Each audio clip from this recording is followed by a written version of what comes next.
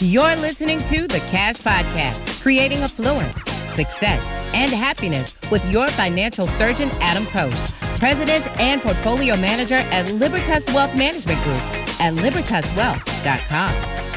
Hello, happy Friday, everyone. Dan Brookman is joining me again today, and today is the second of our three-part series on the different types of insurance. The first one last week was life insurance. This week is disability insurance, and next week we're going to finish up with long-term care insurance. So again, today Dan is going to be schooling us on what I would call probably the most confusing type of insurance, which is disability insurance. But before I introduce what we're going to be sharing with you today and getting into the details, just a few housekeeping items as always. If this is your first time listening or watching, thanks for joining us. The Cash Podcast is produced weekly, and as stated in the intro, Cash stands for creating affluence, success, and happiness, and that's our mission. My hope is for you to learn a little bit more on each and every episode so that you become more successful, wealthier, happier, and more educated than you were before you started listening today. So come back often. Feel free to subscribe on iTunes and YouTube, easy for me to say. In addition, you can also follow me on Twitter at Adam Koós. You can follow me on Instagram at Financial Surgeon. And last but not least, all links, visuals, charts, and other educational materials are always available on our website. Although this week we won't be having any visual aids. Dan and I are just going to be hanging out here and educating you and making you professionals, or at least dangerous in the room, discussing insurance with your friends. So. And again, rather than jumping into a bio this week, feel free to head back to last week's episode of this three-part series where we go over about my friend Dan Brookman here, how smart he is, and again, why you should use him for all your insurance needs. But let's just go ahead and jump right into disability insurance. And Dan, not to be completely and totally elementary here, I know that they say sometimes the best thing to do is to teach somebody as if you're teaching a fifth grader, so we don't want to talk over anybody's head. But disability insurance is, in my opinion anyway, probably one of the most confusing types of insurance. So let's just start with this. How do insurance companies define being disabled? Yeah, that's a really good question, a good way to start it out, Adam. So I believe the most important part of a disability insurance contract is the definition of disability. And so different policies are going to define being disabled differently. The two main types, and there are some differences between these, but the two main types are going to be what's referred to as any occupation and own occupation. Okay, any occupation and own occupation. Yep, okay. And it's just like you would intuitively think. So any occupation means you're not able to do any occupation of which you have the skills, education, and experience to do. Okay. Own occupation is you cannot do your own occupation that you were doing at that time. So that's really important because there's just lots of examples you could think of just off the top of your head of, maybe where you use your hands or something for your own occupation, but if you couldn't use your hands anymore, perhaps you could still teach a class, right? Okay. So hey, you're very smart, you can't do this thing with your hands anymore, but you could teach other people how to do it. So does any occupation mean that if I were a surgeon and I hurt my hands, but I could not do surgery anymore, and I had any occupation policy, would that mean that the disability insurance company says that I can still work, so therefore it would not pay, or is it the other way around? Exactly correct. If it was any occupation definition, they might say, hey, look, here's a bunch of jobs available in your area, which you can do. You don't need your hands to do these jobs. And you have the skills, the knowledge, the experience to do these jobs. And the insurance company you don't actually have to get one of those jobs. They just have to show that a job you can do is available. Okay. And that's honestly been one of the many confusing parts about disability insurance is just the definitions.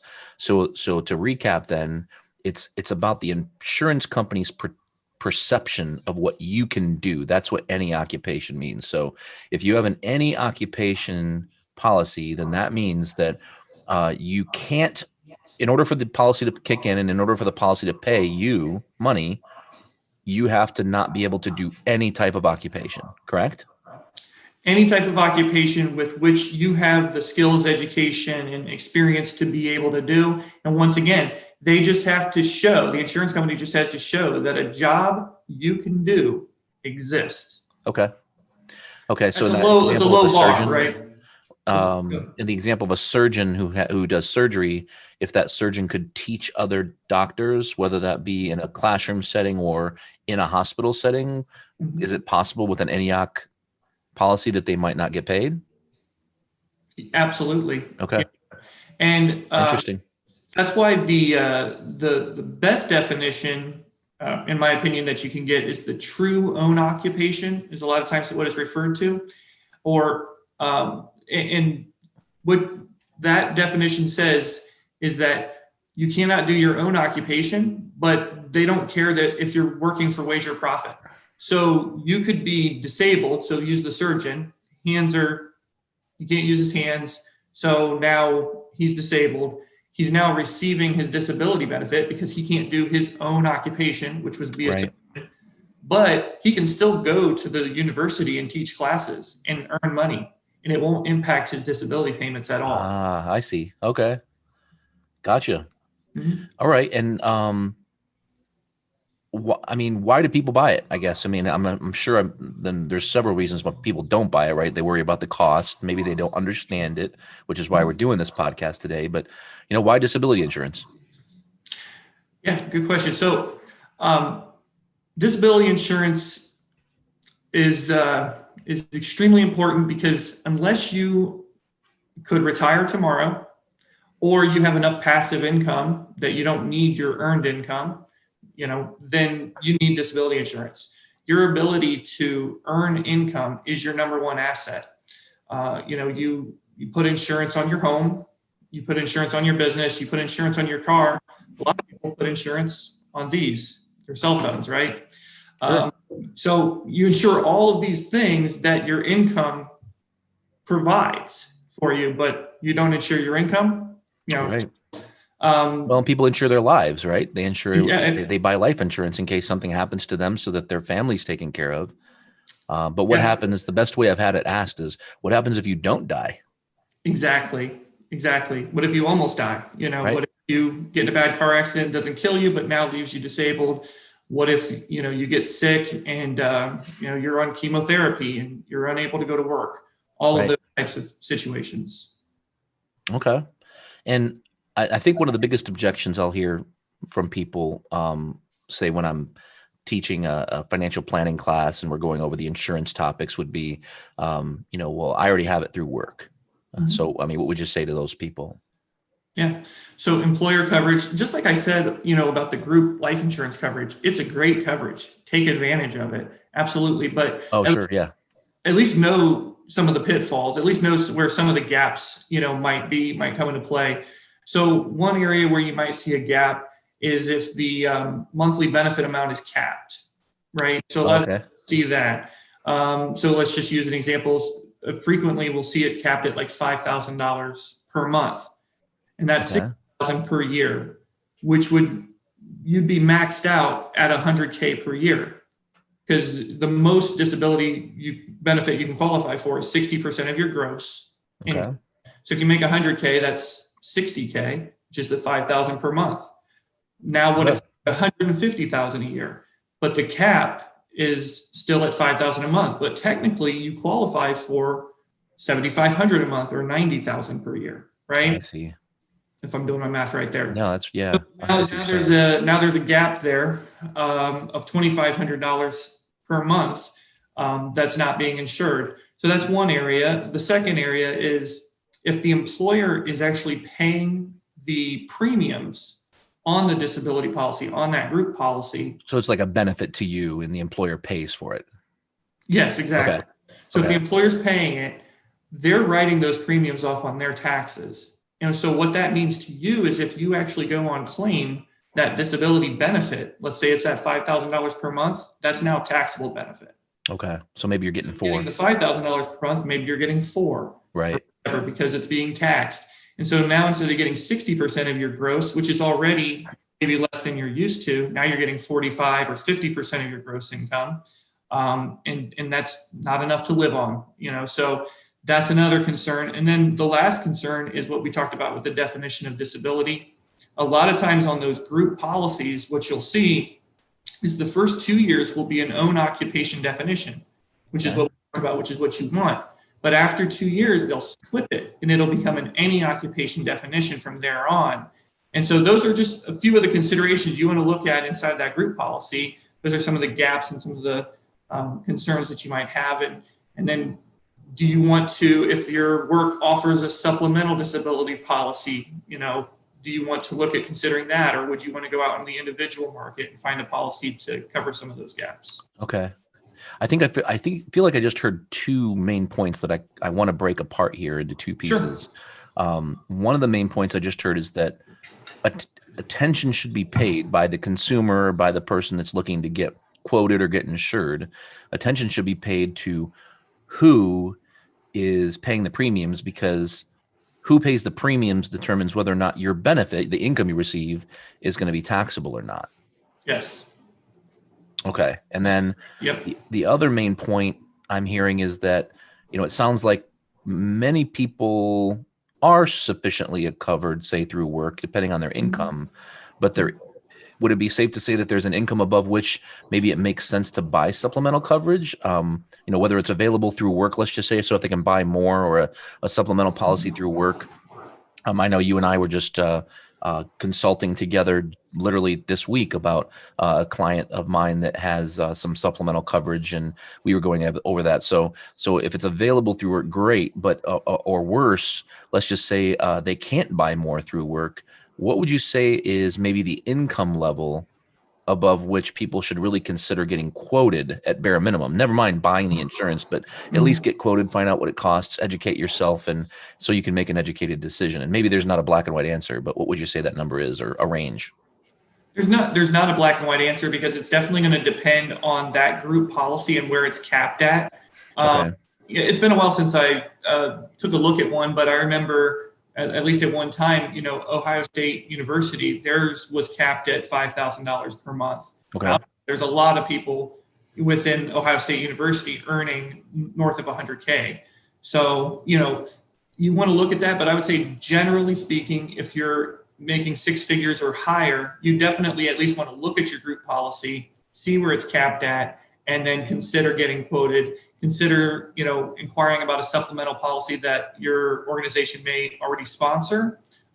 There's some really good ones out there. I know your client was enrolled in one that is a really good supplemental program that her organization was offering. So either do that. If your organization isn't offering something like that, then, and you do want to get a quote, then the best thing to do is to, consult with an agent to look at an individual policy to cover whatever gap you may have there. Okay, that makes sense. And if my math's correct, and let's just try to do this as best as I can here, but obviously we're doing a podcast. We don't have any slides here. But right. if you make $100,000 a year, just to make numbers easy, and let's just say you're getting a $5,000 per month benefit, that's $60,000 a year. You're probably capped out because that's 60%.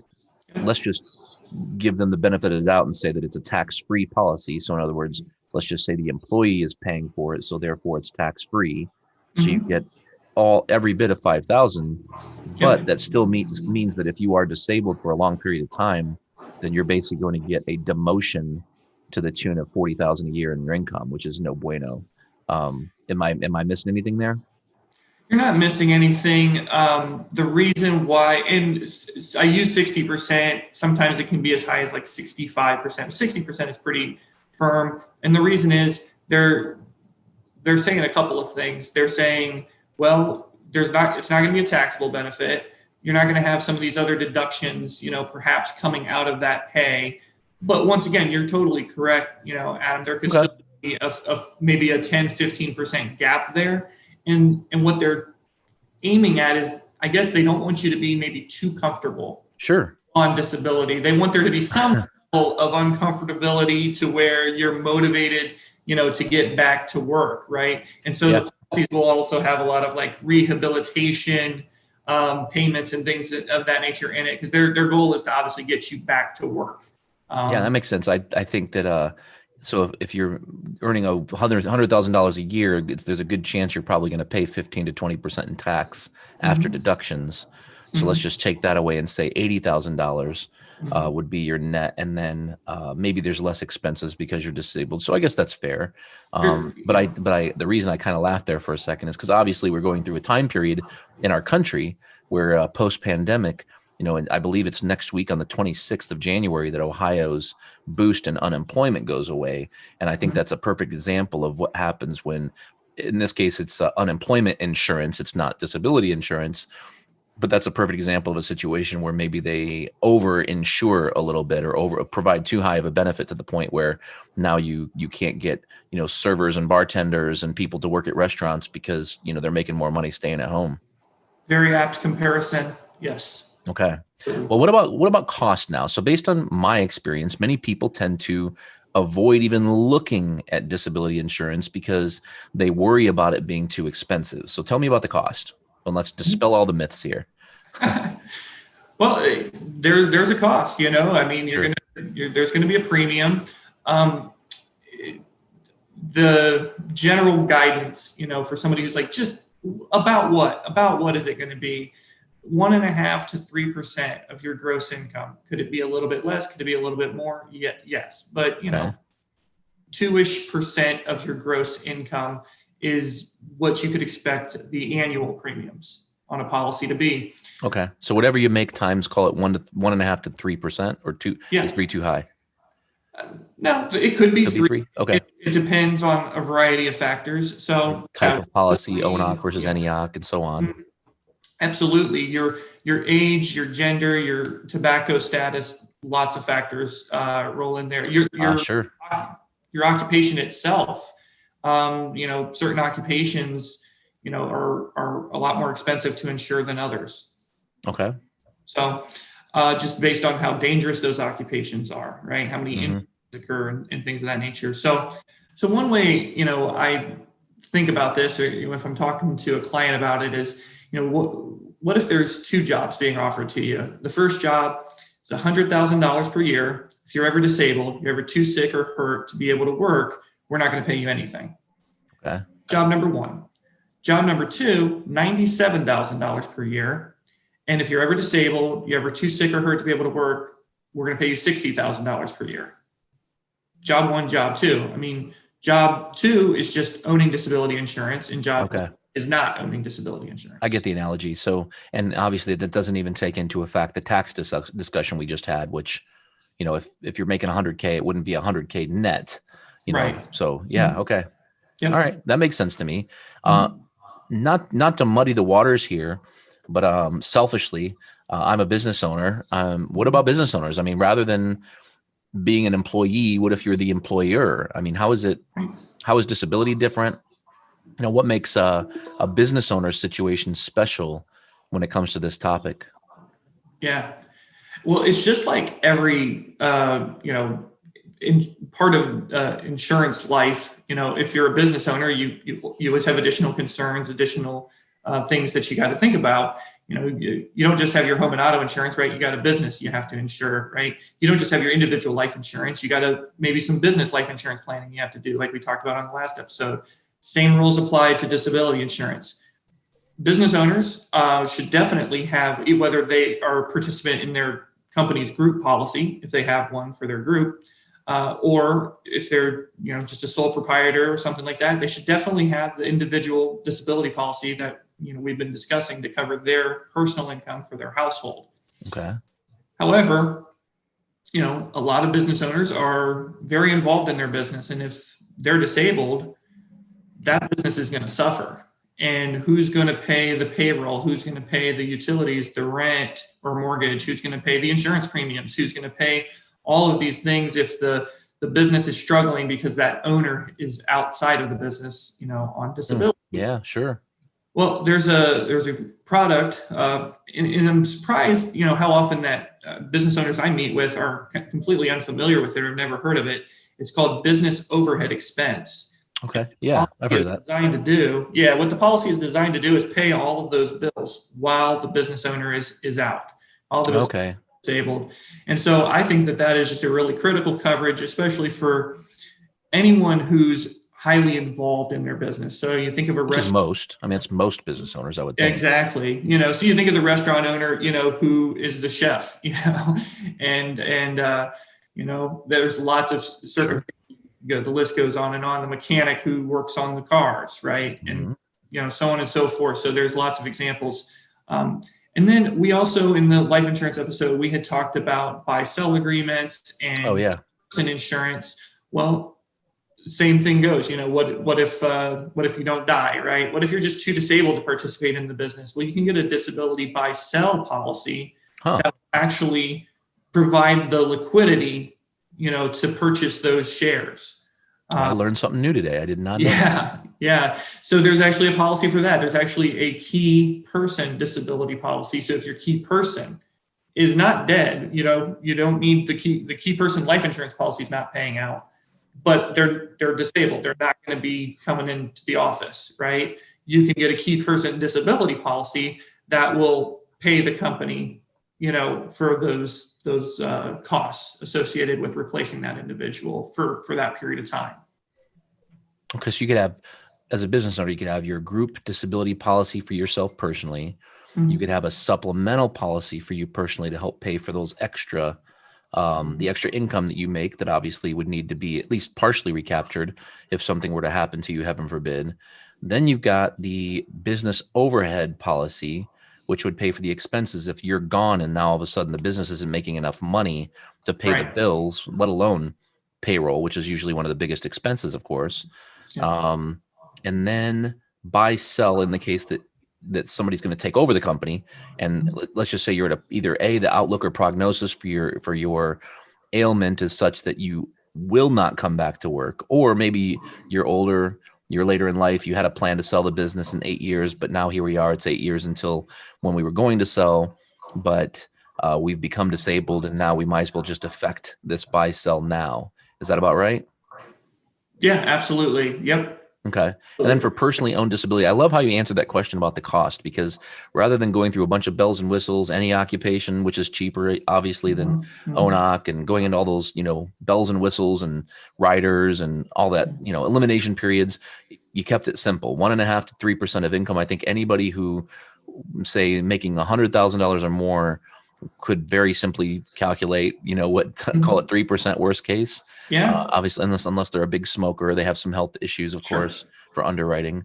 But yeah, I think that's a really good way of putting together the cost so people understand what it is. And full disclosure, I have a group policy, and then I also have an individual policy, and I hate writing the check every year, but every year they give me an opportunity to increase it, and I always increase it. Yeah. But it's one of those things where if you needed it, if my family needed it, if my family needed it, I couldn't work. It'd be horrible, right? So absolutely, it's necessary. Yeah, I'm the same as you. Group policy, individual policy, absolutely. And I begrudgingly write the check as well. Yeah, right. Look at that like a knowing, vacation. If that day ever comes, right. I won't regret it then. Oh God, I hope it doesn't. I hope not. Yeah. I hope because I'm paying it, it doesn't happen. Right. Where if I stopped, it would happen. Right. Exactly. How the world works sometimes. But well, anyway, if you listening or watching, whether you're on your treadmill, if you're listening in the car, if you're watching on YouTube, if you'd like to get quoted and get more information, or even if you just like a free, introductory call with Dan, we're going to have his contact information below the description here. If you're listening on iTunes, though, Dan, do you want to just kind of throw out your email address? Is that easier? Maybe email and phone? Yeah, absolutely. So best way to reach me is here at the office. That's area code 614-818-9467. And then you'll just ask for me. My email address is my first name, Daniel, last name Brookman, BROOKMAN, @Stolly, STOLLY.com. Perfect. Okay. And like I said, if you're watching on YouTube or if you're listening and you don't catch that and you just want to let us know later, feel free to shoot me an email personally, and I'd be happy to make a personal introduction to Dan, whether that be for the life insurance discussion that we had last time, getting quoted, and maybe you have some old life insurance policies that need to be evaluated. Maybe you need a life insurance needs analysis, which at our office, we can do that for you to determine how much you need. Many people are overinsured too, by the way, just so it's not just about being underinsured and needing to buy more life insurance. It's about, if you have too much insurance, you don't want to be insurance poor either. Kind of like they say, you don't want to be house poor, buy too much house, you can buy too much insurance. This week, obviously talking about disability insurance. If you are a business owner, I think it goes without saying you should probably have your insurance evaluated, including disability, life, and we'll talk about long-term care next week, but disability and life. If you're not a business owner, and it sounds like if you make more than $100K per year, then I think you probably should at least get quoted. Even if you decide, I'm not interested in this, it's probably worth getting quoted to find out what it costs and what your choices would be. At least, again, you can make an educated decision as to whether or not you want to self-insure, which just is a nice way of saying gamble, or if you want to buy an insurance policy to cover that additional gap that would be missing above and beyond your group policy. So that's it for today's show. Feel free to share this episode with your friends and family. And if you'd like to discuss your personal situation further, whether that has to do with insurance with Dan or financial retirement planning, estate planning with myself, please remember, you never, ever have to be a client to ask a question. So please feel free to reach out. If you'd like to set up an introduction call or a Zoom meeting, just head over to our website at libertaswealth.com, click on the contact page, and you can either email us, send a form message, or you can actually get access to our calendar there and schedule an appointment right on our website. And as I always say, there's thousands and thousands and thousands of podcasts out there these days, and you chose to give ours a listen. So thank you so much for tuning in. Be sure to subscribe on both iTunes and YouTube. And remember, you can sign up at libertaswealth.com to get not only these updates, but as well as our other screencasts, videos, and articles that we write delivered directly to your email inbox every time they come out. Feel free to follow us on Facebook at libertaswealth.com/Facebook. Again, I'm on Twitter at Adam Koós, Instagram at Financial Surgeon. And thank you so much once again for joining us. And we will see you next time for long-term care insurance next week right here. Thank you for listening to the Cash Podcast with your financial surgeon, Adam Koós. To see any charts or images that were mentioned in this show, or to check out additional articles, videos, and other educational resources, head over to libertaswealth.com.